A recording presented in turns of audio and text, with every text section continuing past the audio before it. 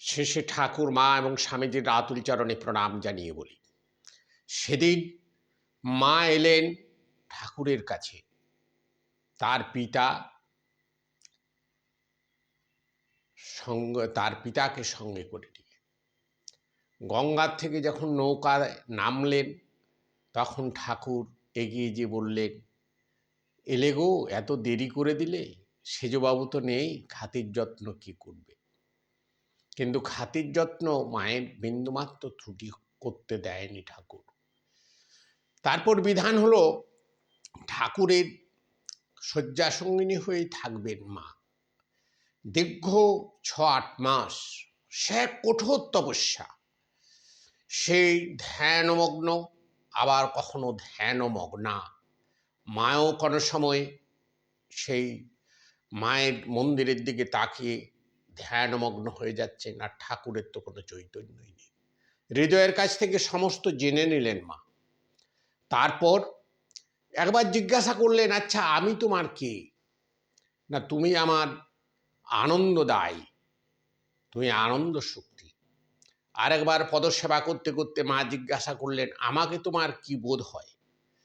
না, মন্দিরের মা ভবতারিণী, জগজ্জননী, আমার গর্ভধারিণী যিনি নহবতে আছেন তিনি, আরেক মা বর্তমানে যিনি আমার পদসেবা করছেন। এই হলো ঠাকুরের উপলব্ধি। সমস্ত জিনিসের অবসান হচ্ছে 1280 13ই জ্যৈষ্ঠ ফলহারিণী অমাবস্যার দিন। বিশ্ব এক নতুন জিনিস, অনাস্বাদিত জিনিস, চিরন্তন এবং অবিস্মরণীয় এক জিনিসের সম্মুখীন হতে চলেছে। ঠিক সেই রাত্রির দ্বীপ্রহর পেরিয়ে গেছেন, ঠাকুর পূজা করেছেন, দিনও শুধু পূজার হিসাবে সেখানে অনুমতি পেয়েছে। সেও পূজা করে যখন চলে গেলেন, তখন মা একবারে পার্বতীর মতো সেজে এসে উকি দিলেন সেই দরজায়।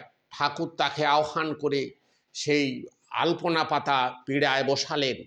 বসার পরে সেই ঘোর মন্ত্র শুরু হলো। মায়ের পূজা করতে আরম্ভ করলেন ঠাকুর।